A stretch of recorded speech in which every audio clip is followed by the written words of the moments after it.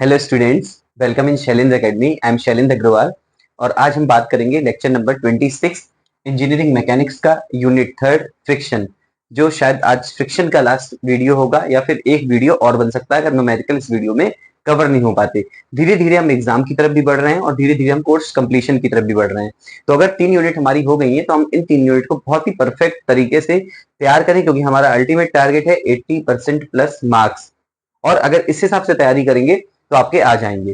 तो अब हम अगर इस जो ये वीडियो आज का है इसमें अगर बात करते हैं तो हम न्यूमेरिकल्स की बात करेंगे। तो न्यूमेरिकल को कैसे करना है उसका एक छोटा सा कॉन्सेप्ट देखेंगे और फिर न्यूमेरिकल को समझना है, क्योंकि प्रीवियस ईयर के आए हुए ही ज्यादा न्यूमेरिकल हैं इस वीडियो में। और वो न्यूमेरिकल कैसे लगाए जा सकते हैं, कभी पता नहीं पैटर्न में सिर्फ न्यूमेरिकल भी आ सकते हैं, कभी थ्योरी भी आ सकती है, कभी कॉम्बिनेशन आ सकता है। तो अगर हम किसी जगह फंस रहे हैं और न्यूमेरिकल हमारे सामने है तो हमें उसका भी कॉन्सेप्ट क्लियर होना चाहिए। बाकी थ्योरी में आप ये ध्यान रखिए कि जिस तरह से आपको थ्योरी यहाँ पर लिखवाई गई है उसका प्रॉपर नोट्स अभी भी आप बनाइए और उसको प्रॉपर तरीके से पढ़ेंगे तो जो टारगेट हमारा है अच्छे मार्क्स का 80% प्लस का वो जरूर पूरा होगा। अगर न्यूमेरिकल की बात करते हैं तो न्यूमेरिकल फ्रिक्शन की न्यूमेरिकल में दो चीज का विशेष ध्यान देना है। एक तो जनरली हो सकता है फिगर नहीं दिया हो, लेकिन क्वेश्चन में या तो क्षैतिज तल होगा प्लेन, समझिए थोड़ा कॉन्सेप्ट, या तो क्षैतिज तल होगा या तो इंक्लाइंड होगा, यानी कि नत नत तल का कोण दिया होगा या हमसे पूछेगा निकालने को। अब जो इस तरह के तल दिए हैं तो जाहिर सी बात है उसकी ओर बॉडी रखी ही होगी। इस कॉन्सेप्ट को बहुत अच्छे से समझे, पूरा आपको हर न्यूमेरिकल क्लियर हो जाएगा। अब बॉडी रखी है तो बॉडी का वेट भी लगेगा, बिल्कुल क्लियर, इधर भी लगेगा और इधर भी लगेगा। वेट हमेशा डाउनवर्ड नीचे की तरफ लगता है और जो रिएक्शन फोर्स होता है वो हमेशा सरफेस के परपेंडिकुलर। ये हो गया आर, यहां पर सरफेस इंक्लाइंड है तो ये लग गया आर। अगर बॉडी में लगने वाला फोर्स बॉडी को इस डायरेक्शन में खींच रहा है तो फ्रिक्शन फोर्स इस डायरेक्शन में लगेगा। अगर बॉडी पे लगने वाला फोर्स बॉडी को अंदर की तरफ फोर्स लगा रहा है तो बॉडी इस तरफ जाएगी तो फ्रिक्शन फोर्स अपोजिट डायरेक्शन ये लगेगा। इन्हीं को यहां से वहां करवा करके आपसे म्यू की वैल्यू पूछी जा सकती है, आपसे डब्ल्यू की वैल्यू पूछी जा सकती है, आपसे पी की वैल्यू पूछी जा सकती है, लेकिन इसी कॉन्सेप्ट में सब लगना है। फिर आप बॉडी अगर संतुलन में आ जाती है जनरली रहेगी कि भाई कितना कम से कम फोर्स लगाएं कि बस बॉडी चलने ही वाली हो। जो अभी प्रीवियस 2 लेक्चर हुए हैं, लेक्चर नंबर 25 और लेक्चर नंबर 24, जिनमें 2-3 केसेस आपको बताए गए हैं कि कोई बॉडी अगर क्षैतिज पे रखी हुई है और उसमें कोई एंगल पे फोर्स लग रहा है तो हम उसका संतुलन कैसे रखेंगे कि जब हम कोई फोर्स लगाते हैं तो वो न्यूनतम बल क्या होता है कि बॉडी अपनी जस्ट खिसकने वाली होती है, सरकने वाली होती है, तो उसके पे हम लगाएंगे तो इक्विलिब्रियम कंडीशन लगेगी। इसी तरह इस पे भी बॉडी के समतल फोर्स लग सकता है, समतल के अलोंग अंदिश, या बॉडी पे किसी एंगल पे फोर्स लगता है। इस तरह के केसेस जो आपको कराए गए हैं इसी के न्यूमेरिकल अब हम करने जा रहे हैं, जो प्रीवियस ईयर में, जैसे ये किसी बोर्ड के प्रीवियस ईयर के 2011 में आया हुआ है। इसलिए बहुत अच्छा वीडियो है और आपको इसको देखना है, भले ये वीडियो कितना भी लंबा हो जाए, क्योंकि आपका कॉन्सेप्ट क्लियर है। तो अभी जो हमने आपको बताया उसके हिसाब से हम न्यूमेरिकल को करेंगे। सबसे पहले न्यूमेरिकल में पढ़ने में ये ध्यान देंगे कि बल की जो पिंड है वो क्षैतिज पे रखा हुआ है या नत पे रखा हुआ है, नत समतल पे। फिर उस पे फोर्स हॉरिजेंटल लग रहा है या प्लेन के समतल के अनुदिश लग रहा है या किसी एंगल पे लग रहा है। फिर देखते हैं उसमें निकालने को क्या कहा गया है। अगर इस क्वेश्चन को देखें तो एक वस्तु खुरदरे क्षैतिज तल पर रखी है, यानी क्षैतिज तल है, हम बनाते हैं, रख देते हैं वस्तु को क्षैतिज तल पर। 180 न्यूटन का खिंचाव बल जो 30 डिग्री का कोण क्षैतिज से बनाता है वस्तु को खींचने की स्थिति में है। बिल्कुल क्लियर सुनिए, अगर वस्तु 220 न्यूटन का दाब बल 30 डिग्री के कोण पर लगाया जाए तो वस्तु चलने की स्थिति में आ जाती है। दो कंडीशन दी हैं। क्वेश्चन अच्छा क्वेश्चन है, समझेंगे अच्छे से करेंगे पूरा हो जाएगा, नहीं तो क्वेश्चन कठिन भी है, तो समझना है, हम सब कुछ करेंगे। पहले तो वस्तु खुरदरे क्षैतिज तल पे रखी है, 180 न्यूटन का खिंचाव बल लग रहा है। अगर हम वस्तु का सेंटर यहां मान लें तो वेट कहां की तरफ, नीचे की तरफ, डब्ल्यू। अभिलंब प्रतिक्रिया ऊपर की तरफ। अब 180 न्यूटन का खिंचाव यानी बाहर की तरफ बल जो 30 डिग्री का कोण क्षैतिज से, ये क्षैतिज है, क्षैतिज से हमने माना कि जो बल लग रहा है P, जिसका मान हम मानते हैं 180 न्यूटन दिया हुआ है P की जगह, वो कितने एंगल पे है, क्षैतिज से 30 डिग्री पे। तो वस्तु को खींचने की स्थिति में है, खींचने की स्थिति में तो friction force mu R opposite लगेगा। एक एक पॉइंट आपको बिल्कुल क्लियर किया जा रहा है, उसी तरीके से आपको करना है। अब अगर इस तरह का फिगर है तो आपको ये भी पता है कि फोर्स हम एक्स डायरेक्शन और वाई डायरेक्शन में रिजॉल्व करते हैं। ये 180 ना एक्स में है ना वाई में, हम यहाँ पे रिजॉल्व करके तुरंत लिखते हैं 180 कॉस 30 और यहाँ पर 180 साइन 30। ये क्लियर हो गया। अब अगर हम लगाते हैं संतुलन की स्थिति में सिग्मा एफ एक्स बराबर 0, तो सिग्मा एफ एक्स अभी एक केस कर रहे हैं, आगे का केस बाद में। अभी सिग्मा एफ एक्स बराबर 0 लगाते हैं, ये फोर्स इस डायरेक्शन में है, यानी कि 180 कॉस 30 माइनस म्यू आर बराबर 0। ये हो गया। सिग्मा एफ वाई बराबर 0 लगाते हैं, ऊपर की तरफ है आर प्लस 180 साइन 30 बराबर डब्ल्यू। यहां से एक कॉन्सेप्ट का ध्यान रखिए, अगर आर की वैल्यू पूछी नहीं गई है तो हम आर का मान हमेशा यहां पर रखेंगे, हमेशा।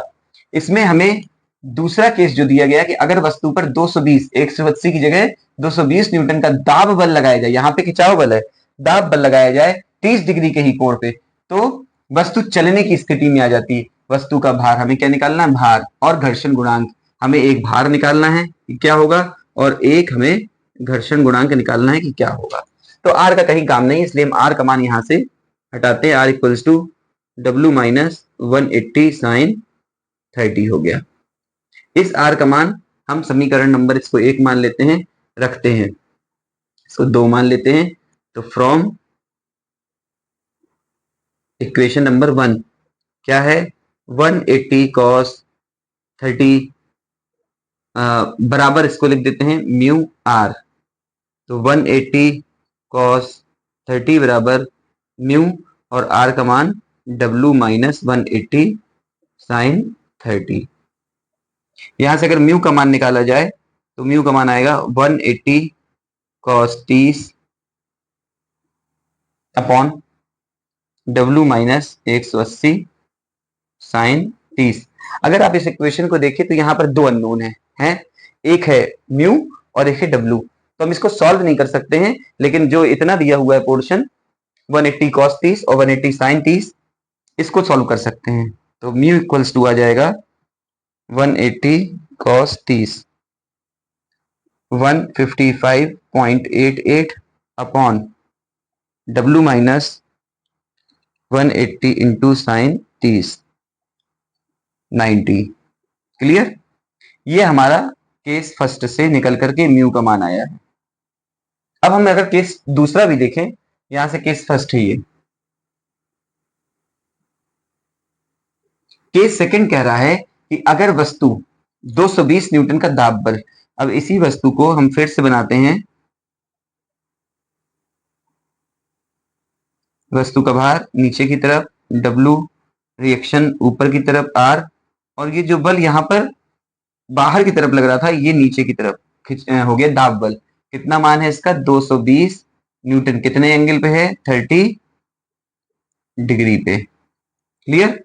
तो अंदर की तरफ ही रिजॉल्व होगा, करना ही पड़ेगा 220 कॉस 30 और अंदर की तरफ यानी नीचे की तरफ 220 साइन 30।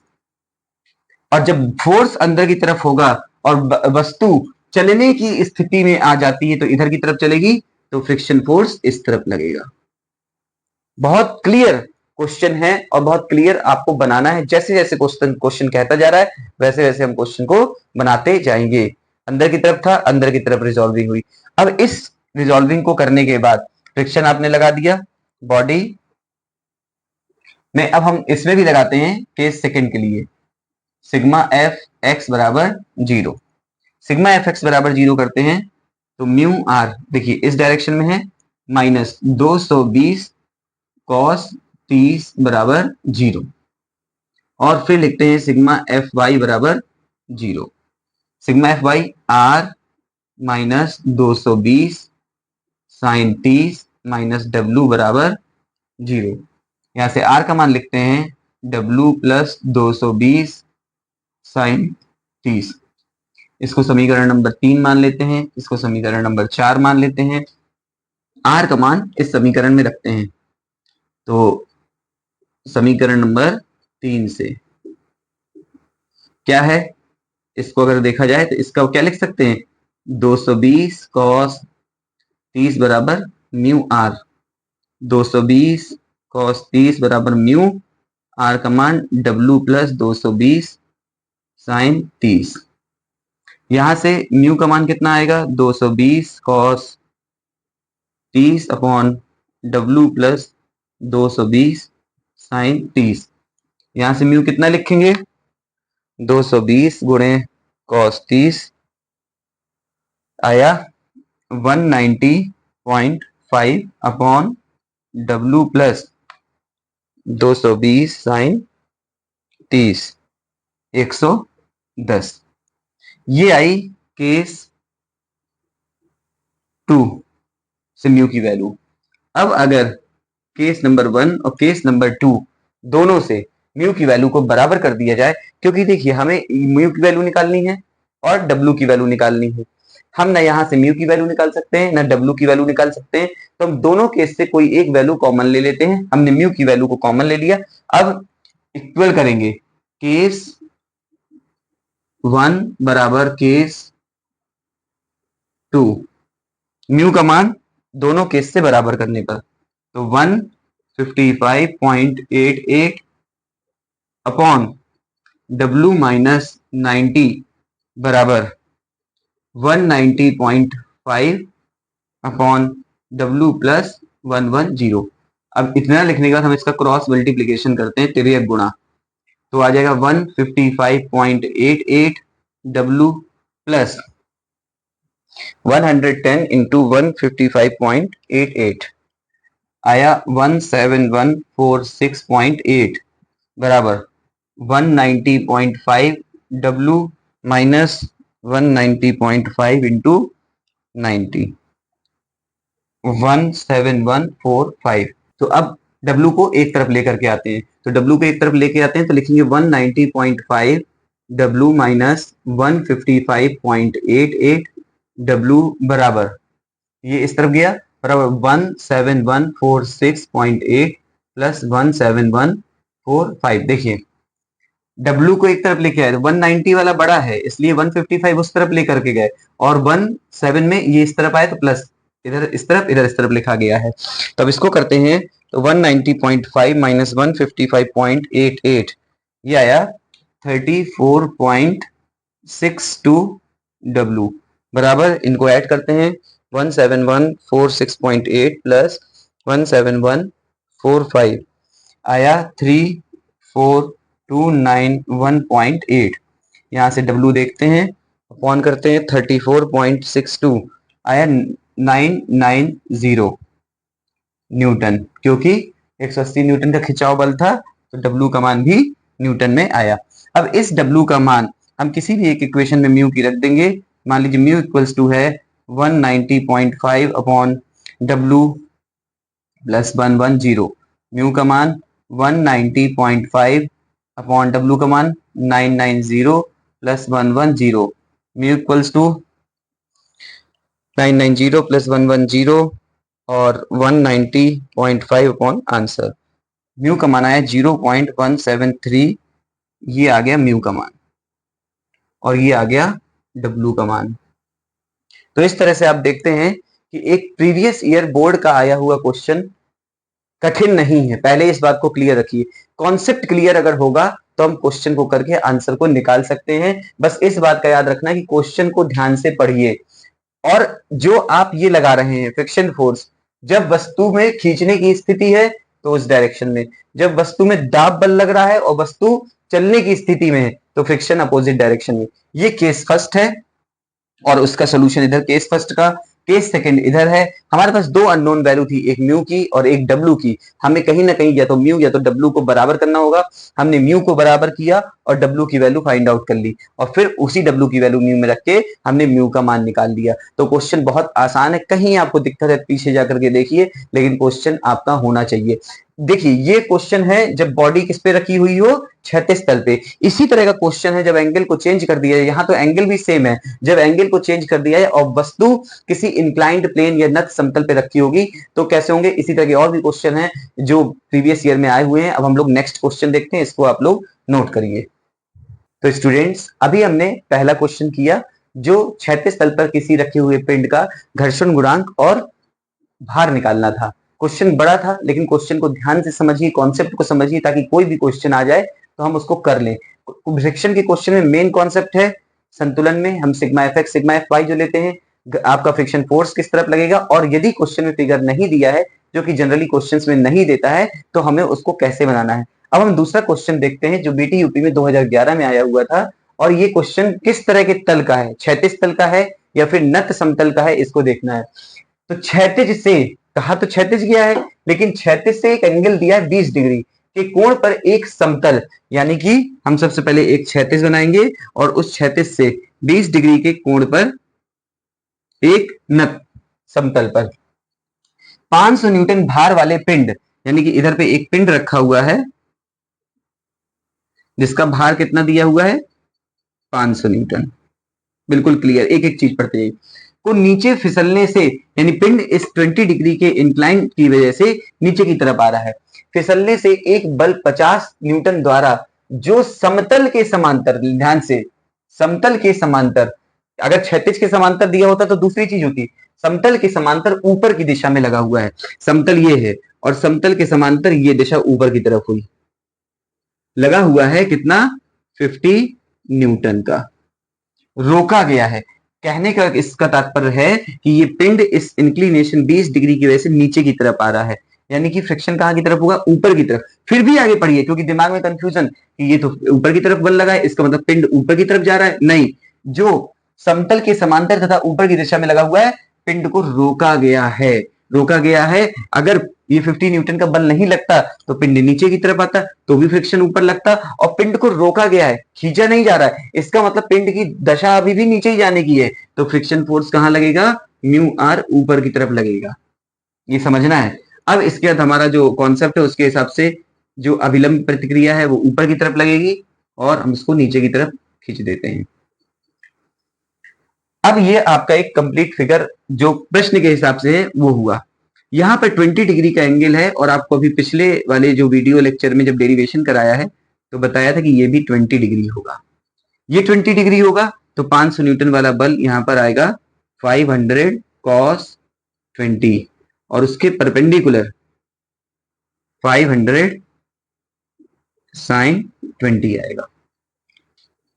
इसको अकॉर्डिंग मतलब along दी एक्स एक्सिस और along दी वाई एक्सिस इस तरीके से इसको कंसीडर करते हुए करेंगे। तो अगर हम इसका संतुलन की कंडीशन में सिग्मा एफ एक्स बराबर 0 करते हैं तो देखिए एक्स बराबर 0 करने पे ये एक डायरेक्शन है, यानी म्यू आर सामने फिगर में देखिए बिल्कुल क्लियर होगा प्लस 50 न्यूटन, और अपोजिट में माइनस 500 साइन 20 डिग्री बराबर 0। यहां से अगर म्यू आर को एक तरफ ले लिया जाए तो आएगा 500 साइन 20 माइनस 50, इक्वेशन नंबर 1। फिर हम लेते हैं sigma F Y equals to 0, ऊपर की तरफ आर, नीचे की तरफ है 500 cos 20 बराबर 0। यहां से आर बराबर हम लिख सकते हैं 500 cos 20, ये इक्वेशन नंबर 2 मान सकते हैं। बाकी इसका मान यहाँ पे हम रखेंगे आर का मान, तो फ्रॉम इक्वेशन नंबर 1 क्या हो गया, इक्वेशन 1 म्यू आर बराबर 500 साइन 20 माइनस 50। यहां से अगर हम म्यू की वैल्यू निकालना चाहें तो 500 साइन 20 माइनस 50 अपॉन आर लिख देंगे, ठीक। म्यू बराबर 500 साइन 20 माइनस 50 अपॉन आर का मान क्या है 500 cos 20। इसको हम सॉल्व करते हैं तो म्यू का मान देखते हैं क्या आता है 500 sine 20 500 sine 20 minus 50 upon 500 into cos 20। Mu का मान आया 0.257।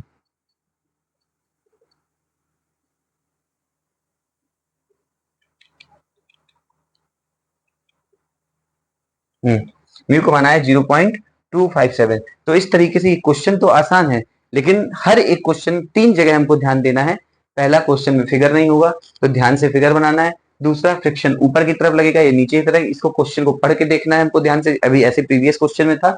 और तीसरा, जब हम संतुलन की अवस्था लगाएं तो आर का मान जनरली अगर नहीं पूछा गया है तो आर का मान ही हम निकाल करके किसी दूसरी इक्वेशन में रख करके उन वैल्यूज को निकाले जो हमें फाइंड आउट करनी है। तो यहाँ पे हमको घर्षण गुणांक की वैल्यू निकालनी थी, तो घर्षण गुणांक की वैल्यू ये आ गई है। तो इस तरीके से ये क्वेश्चन भी समाप्त होता है। बीटीयूपी में 2011 में आया था। क्वेश्चन की इंपॉर्टेंस को समझिए और इस तरीके के क्वेश्चन को करने का इस तरीके के क्वेश्चन और लगाइए, क्योंकि अभी आपको नहीं पता, किसी भी बोर्ड के बच्चे हों, एमपी, यूपी, राजस्थान, छत्तीसगढ़, उत्तराखंड, कहीं के भी बच्चे हों, ये ध्यान रखें कि क्वेश्चन अगर बोर्ड में आया है तो क्वेश्चन इंपॉर्टेंट है और इस तरह का कोई क्वेश्चन आगे आ सकता है। ये जरूरी नहीं कि हर बार थ्योरी ही आ जाए। ठीक, तो ध्यान पूर्वक इस क्वेश्चन को समझें। अब हम तीसरा क्वेश्चन नेक्स्ट देखेंगे, आप इसको नोट करिए। तो पहला और दूसरा क्वेश्चन करने के बाद अब हम लोग तीसरा क्वेश्चन कर रहे हैं। हर क्वेश्चन में कोई ना कोई अलग वैल्यू, चाहे वो फ्रिक्शन कोफिशिएंट की हो, चाहे वो मिनिमम फोर्स की हो या फिर भार की हो यानी वेट की हो, निकाली गई है। उसी हिसाब में अब हम लोग तीसरा क्वेश्चन देखते हैं जो 2013 में आया हुआ है। क्या कह रहा है क्वेश्चन, इसको समझना होगा। फिगर दिया नहीं हुआ है, इक्विलिब्रियम की कंडीशन में रहेगा और फिगर को बनाने के बाद हमको फ्रिक्शन फोर्स देखना है कि फ्रिक्शन फोर्स कहां पर लगेगा।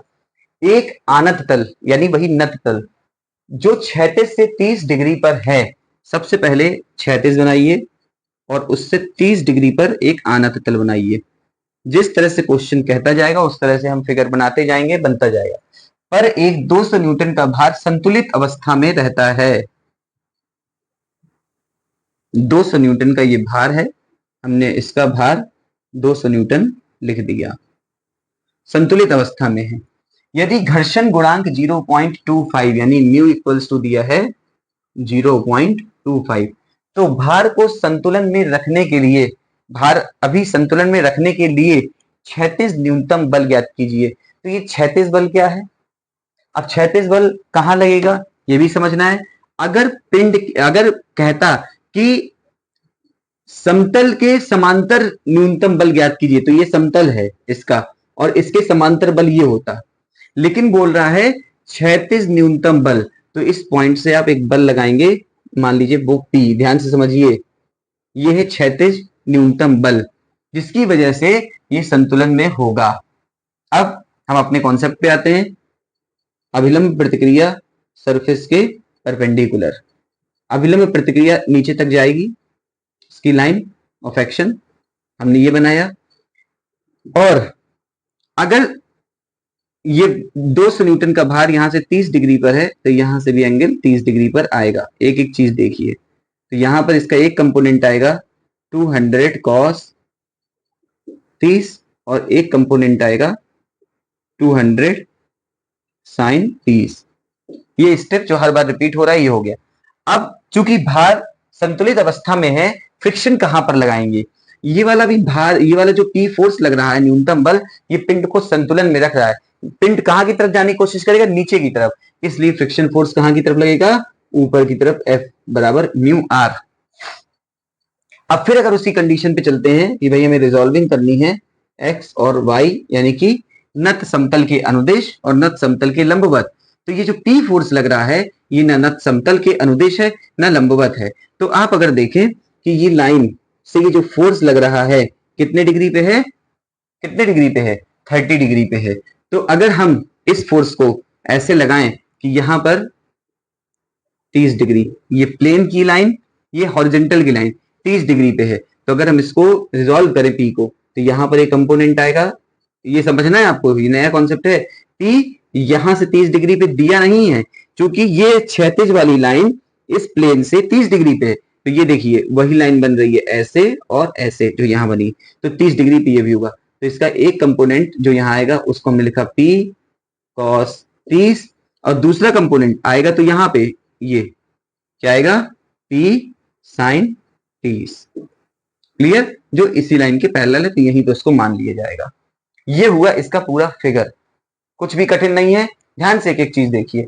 अब वही संतुलन की अवस्था में सिग्मा एफ एक्स बराबर 0, एक्स ऐसे और अपोजिट डायरेक्शन में इधर हमने क्या लिखा, म्यू आर, देखिए ऊपर की तरफ plus P cos 30, P cos 30 minus 200 sine 30 बराबर 0, और कोई फोर्स नहीं है। यहां से म्यू आर बराबर क्या लिख सकते हैं, 200 साइन 30 माइनस पी कॉस 30, या म्यू इक्वल्स टू हम लिख दें 200, सॉरी आर इक्वल्स टू लिख दें 200 sine 30 minus P cos 30 upon mu की वैल्यू कितनी आएगी, 0.25। अगर हम आर का मान निकालें यहां से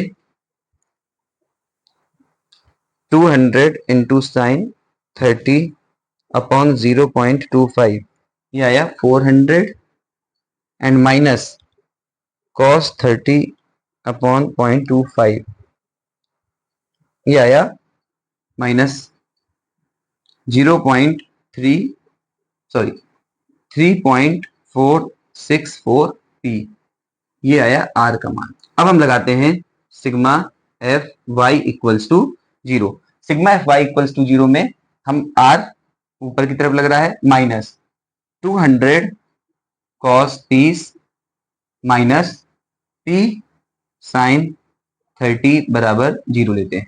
r ऊपर की तरफ, बाकी दोनों फोर्स ये और ये नीचे की तरफ, बराबर हम 0 लगाते हैं। तो यहां से r बराबर 200 cos 30 प्लस p साइन 30 लिया हमने। r का मान हम यहां पे रखेंगे फ्रॉम इक्वेशन 1। क्या है r का मान, 400 माइनस 3.464 p बराबर 200 cos 30 plus p sine 30।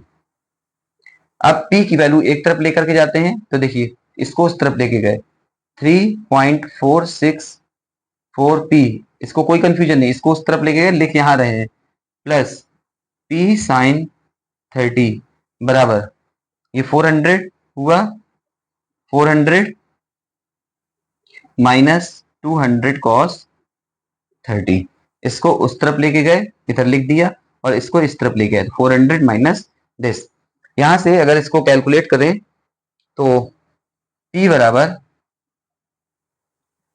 400 minus 200 into cos 30, ये आया 226.79 अपॉन, इसका आंसर आया this, upon 3.464 plus sign 30, 3.964, 226.79 upon answer किया, तो p का जो मान आया वो 57.2 न्यूटन आया।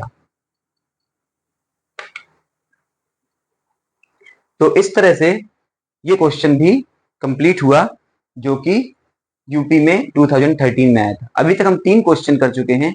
अगर तीनों क्वेश्चन को ध्यान से देखें, कुछ चीजें कॉमन हैं, जैसे सिग्मा एफ एक्स बराबर 0, सिग्मा एफ वाई बराबर 0 हर जगह लिया गया है। अगर अभिलंब प्रतिक्रिया r की वैल्यू नहीं निकालनी है तो हर जगह से r की वैल्यू पहली वाली इक्वेशन में रखी गई है, ये कॉन्सेप्ट ध्यान रखें। दूसरी चीज, फिगर किसी क्वेश्चन में नहीं दिया था, हमें ये समझना है क्षैतिज तल दिया है कि आनत तल दिया है। कभी भी क्षैतिज तल होगा आप ऐसे ही बना के यहाँ बॉडी रखेंगे, कभी भी आनत तल होगा आप ऐसे ही बॉडी रखेंगे, यहाँ से एंगल दिया होगा। यहाँ रिएक्शन हमेशा ऊपर की तरफ, यहाँ रिएक्शन हमेशा ऊपर की तरफ, यहाँ वेट हमेशा नीचे की तरफ, यहाँ वेट हमेशा नीचे की तरफ।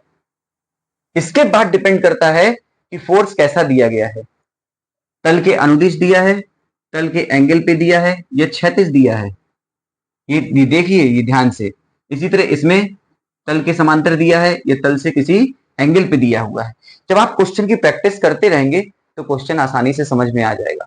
और चूंकि सारे क्वेश्चन बोर्ड के हैं, इसलिए पेपर कभी भी किसी भी तरह का बन सकता है, कि न्यूमेरिकल बन सकता है या थ्योरेटिकल बन सकता है। थ्योरी हम पढ़ते जा रहे हैं, न्यूमेरिकल भी हम करते जाएं, और इस तरह का कोई क्वेश्चन हो तो देखते जाएं। इस क्वेश्चन में भी आपको बस यही देखना है कि यहाँ पर ये वाला हॉरिजॉन्टल फोर्स P दिया गया था, तो ये 30 कहां से आया, ये चूंकि हॉरिजेंटल लाइन ये है, ये इस लाइन के सीधे ऐसे ये जा रहा है, ये हॉरिजेंटल लाइन, तो ये हो गया 30 डिग्री। तो इस तरीके से हम क्वेश्चन को करें और क्वेश्चन को आराम से देखते हुए सॉल्व करें, सेम तरह के क्वेश्चन भी करें। एक क्वेश्चन और हम इस वीडियो में करेंगे जो प्रीवियस ईयर में आया होगा, क्योंकि वीडियो भी लंबा हो जाएगा फिर, और एक क्वेश्चन का वीडियो हम और अगला बनाएंगे जिसमें प्रीवियस ईयर के क्वेश्चन भी होंगे और साथ ही साथ कुछ और क्वेश्चन इंपॉर्टेंट होंगे जो शायद इस बार आ सकते हो या उस तरह का आ सकता हो। तो इसको हम नोट करें। और पहले क्वेश्चन में देखिए भार निकाला गया था और फ्रिक्शन कोएफिशिएंट निकाला गया था। दूसरे क्वेश्चन वो अलग तरह का क्वेश्चन था, उसमें 2 केस दिए थे। दूसरे क्वेश्चन में फ्रिक्शन कोएफिशिएंट निकाला गया था, लेकिन आपका जो सरफेस था वो इंक्लाइंड हो गया था। तीसरे क्वेश्चन में आपको न्यूनतम क्षैतिज न्यूनतम बल निकालने को कहा गया है। तो इस तरह क्वेश्चन अलग अलग हैं, इसलिए इसको समझें, इसको नोट करें। अब हम लोग अगला क्वेश्चन देखते हैं।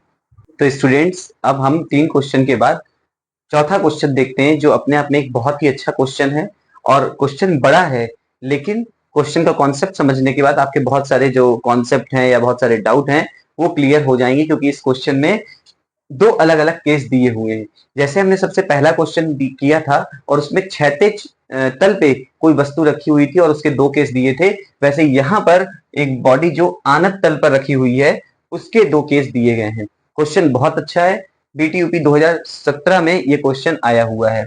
अब हम इस क्वेश्चन को देखें अगर, तो बोला है कि एक आनत तल पर पड़े 5000 न्यूटन भार के विश्रामावस्था में रखे पिंड को ऊपर की ओर सरकाने। क्या कहा गया? ऊपर की ओर सरकाने। अभी तक संतुलन में रखने के लिए आवश्यक था, अब ऊपर की ओर सरकाना ही है, इसका मतलब फ्रिक्शन नीचे की तरफ लगेगा। सरकाने के लिए एक 6355 न्यूटन का क्षैतिज बल लगता है, यहां तक पहला केस।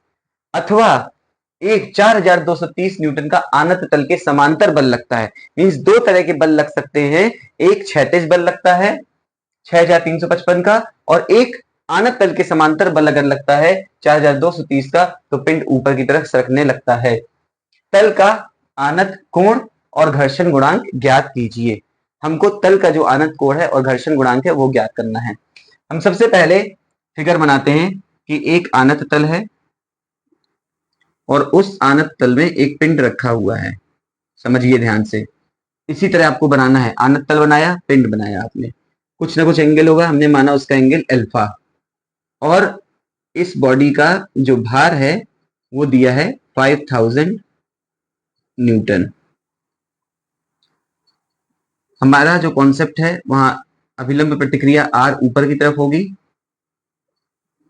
और जो एंगल अल्फा ये है वो अभिलंब प्रतिक्रिया का वेट के साथ बनता है। क्योंकि इसमें जो गति हो रही है वो कहां की तरफ हो रही है? ऊपर की तरफ सरकाया जा रहा है, इसलिए फ्रिक्शन फोर्स कहां की तरफ लगेगा? नीचे की तरफ। क्या है उसका मान? Mu R. ये तो कंडीशन बनी जिस हिसाब से कहा गया। अब क्या कह रहा है? विश्रामावस्था में रखे पिंड को ऊपर की ओर सरकाने के लिए एक 6355 न्यूटन का क्षैतिज बल लगता है। अभी जो प्रीवियस क्वेश्चन किया था उसी के हिसाब से क्षैतिज बल हमने लगाया, कितने का? 6355 न्यूटन का। अगर ये एंगल अल्फा है तो यहां से भी एंगल अल्फा होगा। तो हमारी जो रिजॉल्विंग की कंडीशन है वो आनत तल के अनुदेश ये एक्स एक्सिस और लंबवत वाई एक्सिस। हम इस एक्सिस में रिजॉल्व करने के लिए इसका एक कंपोनेंट आएगा 6355 कॉस अल्फा और एक कंपोनेंट यहां पर आएगा 6355 साइन अल्फा। इस लाइन पे आता, हमने एक ही पे कर दिया है।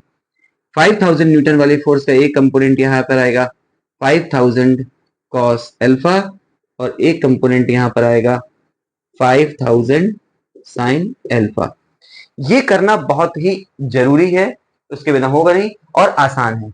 आर को हम जानते हैं अपनी जगह होगा, मोशन उसने बोल दिया ऊपर की तरफ तो म्यू आर नीचे की तरफ होगा, वेट हमेशा नीचे की तरफ होता है, 5000 न्यूटन कर दिया। लेकिन चूंकि रिजॉल्विंग समतल के अनुदेश एक्स एक्सिस और लंबवत वाई एक्सिस में होगी, तो ये डब्ल्यू जो दिया हुआ है ना एक्स पे ना वाई पे, इसलिए हमने इसको अनुदेश और लंबवत रिजॉल्व किया। इसी तरह जो ये डब्ल्यू लग रहा था ये क्षैतिज के साथ था, तो क्षैतिज ये हो गया, हमको ऐसे चाहिए तो हमने एक कंपोनेंट यहां पर एक कंपोनेंट नीचे किया।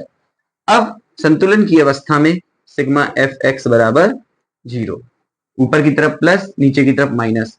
हम क्या लिखेंगे?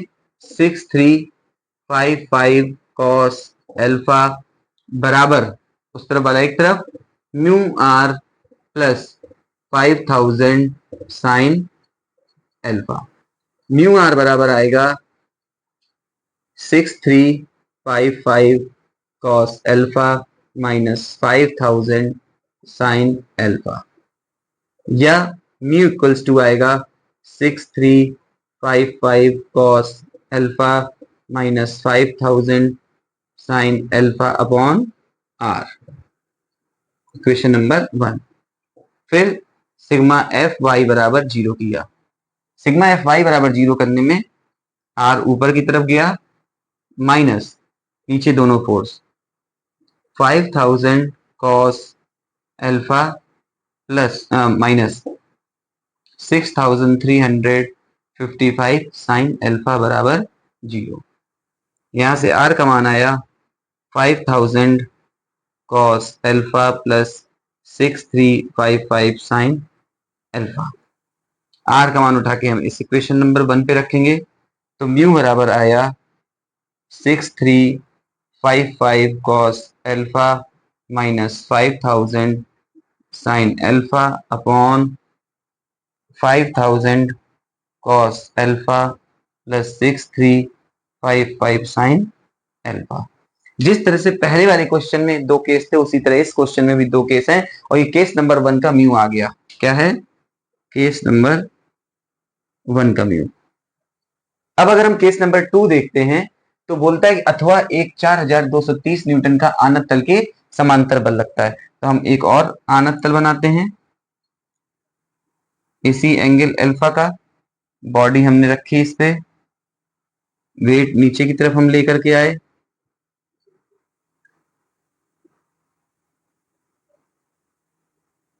न्यूटन का रिएक्शन ऊपर की तरफ आर, और इस रिएक्शन आर को ऊपर की तरफ ले जाने पे नीचे हमने इसको खींचा।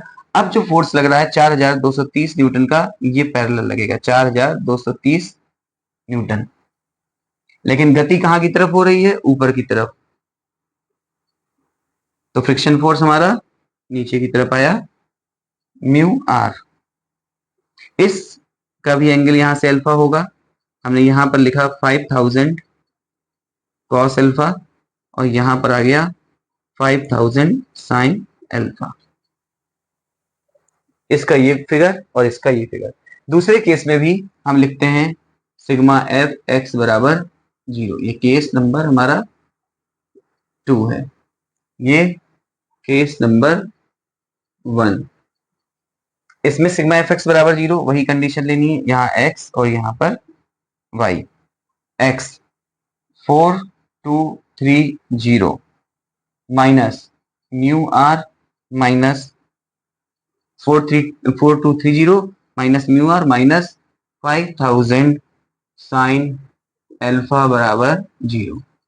यहां से अगर म्यू आर बराबर देखेंगे तो 4230 उस तरफ चला जाए, मतलब 4230 minus 5000 sine alpha, equation number 1। या इसी में हम और आगे कर दें तो mu equals to R equals to, यहाँ पे आर निकाला था, हाँ, mu equals to 4230 minus 5000 sine alpha upon R आ गया। इसको हमने माना इक्वेशन नंबर 1। अब हम लिखते हैं sigma F Y equals to 0, ऊपर की तरफ प्लस नीचे की तरफ माइनस। तो क्या है? R equals to 5000 cos alpha, simple, और कुछ नहीं है यहाँ पे, ध्यान से देखिए। तो हमने इसको उठा करके यहाँ पर रख दिया, इसको इक्वेशन नंबर 3 डाल दे, 1 2 हो चुकी है। तो फ्रॉम इक्वेशन 3 म्यू बराबर आया 4230 minus 5000 sine alpha upon R का मान 5000 कॉस एल्फा। ये क्या है? केस नंबर 2 से म्यू का मान। तो केस नंबर 1 से एक म्यू की वैल्यू निकली है, केस नंबर 2 से एक म्यू की वैल्यू निकली है। अब दोनों केस में, चूंकि दोनों केस में जो बल है किसी भी तरीके से लगाते हैं तो वो पिंड को सरकाएगा, तो इसलिए इक्वेशन केस नंबर 1 और केस नंबर 2 से म्यू की वैल्यू को बराबर करते हैं। आप यहां तक नोट करिए, फिर हम इसके बाद म्यू की वैल्यू को बराबर करके क्वेश्चन को करते हैं। तो देखिए, केस फर्स्ट से म्यू की वैल्यू ये आई और केस सेकंड से म्यू की वैल्यू ये आई। तो इक्वेटिंग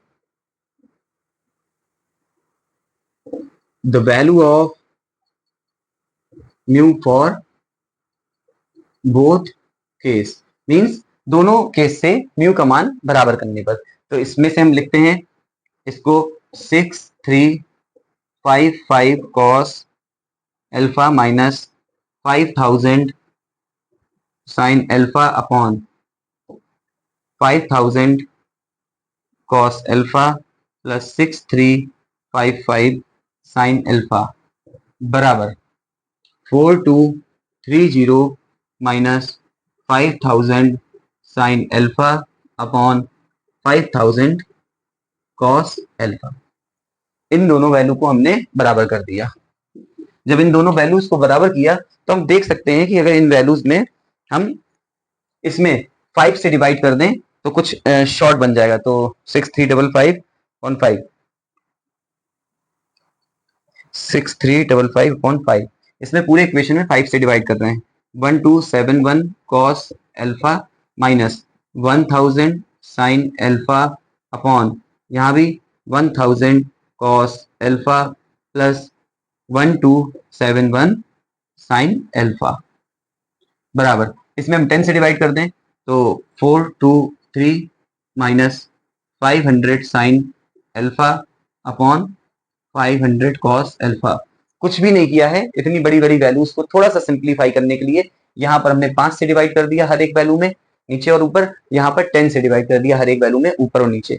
अब हम इसका क्रॉस मल्टीप्लीकेशन या जिसको त्रियक गुणा कहते हैं वो करते हैं। देखिए, क्वेश्चन जिस तरह से पहला क्वेश्चन था उसी की तर्ज पे है, लेकिन क्वेश्चन अलग है और थोड़ा सा क्वेश्चन में कैलकुलेशन अलग है। तो क्वेश्चन तो टिपिकल बनाने के लिए किसी भी तरह किया जा सकता है, हम ध्यान से देखें। अब हम इसका मल्टीप्लाई करेंगे तो 1271 इंटू 500 1271 इंटू 500 cos अल्फा इधर cos square alpha minus 1000 sin alpha 1000 into 500 sin alpha cos alpha. ये किया, ये खत्म हो गया इसका बराबर। अब इसका करते हैं 423 इंटू 1000 cos अल्फा, फिर 423 का इसमें प्लस 1271 इंटू 423 साइन अल्फा। 423 का इसमें भी हो गया गुणा और 423 का इसमें भी हो गया। अब इसका करते हैं minus 1000 into 500 sine alpha cos alpha sine alpha cos alpha last, फिर minus 1271 into 500 sine square alpha. ऐसे बहुत ध्यान से देखना है। अगर यहां से देखें तो ये टर्म और ये टर्म बिल्कुल सेम है।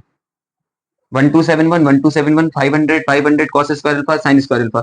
हम जानते हैं sign square alpha plus cos square alpha बराबर क्या होता है 1। तो अगर हम इस माइनस को इक्वल के इस तरफ लेकर के आते हैं तो प्लस हो जाएगा। तो हम लिखेंगे 1271 इंटू 500 और cos square alpha plus sine square alpha. ये वाला टर्म क्लियर हो गया, ये वाला टर्म क्लियर हो गया। 1000 into 500 sine alpha cos alpha और 1500 साइन अल्फा कॉस अल्फा इधर माइनस में है, इक्वल की तरफ भी माइनस में है, इस तरफ इक्वल क्या आएगा प्लस में हो जाएगा, तो ये दोनों कट जाएंगे। ध्यान से, ये खत्म हो गया, यानी ये और ये हो गया। अब बचता है आपका 423 इंटू 1000 कॉस अल्फा और साइन अल्फा। तो हम इसको माइनस में लिखते हैं 423 इंटू 1000 कॉस अल्फा और माइनस 1271 इंटू 423 साइन अल्फा बराबर 0। इसका मान 1 हो जाएगा। 1271 इंटू 500 1 हो गया इसका, minus 423 into 1000 cos alpha minus 1271 into 423 sine alpha बराबर 0। अगर इसको इक्वल के फिर उस तरफ लेके जाते हैं तो 423 000 कॉस अल्फा, ध्यान से इस टर्म को इक्वल के उस तरफ लेके गए, फिर प्लस 1271 इंटू 423 आ रहा है प्लस 537,633 साइन अल्फा बराबर, इसका मल्टीप्लाई करते हैं 500 635,500 63। अब सबसे छोटा इसमें क्या है 42300, हम अगर सबसे डिवाइड कर दें तो हमारा आगे आएगा। सिर्फ कैलकुलेशन टफ है, उसको भी आपको ध्यान से समझना है। अब ये इक्वेशन में अभी हम कुछ नहीं कर सकते, 42300 का हम सब जगह डिवाइड करते हैं तो बच रहा है कॉस अल्फा, इसमें इसी का डिवाइड करेंगे तो 1 आ जाएगा, प्लस इसको देखते हैं 537,633 अपॉन 42300 1.271 साइन अल्फा बराबर 635,500 अपॉन 42300 1.502 आया।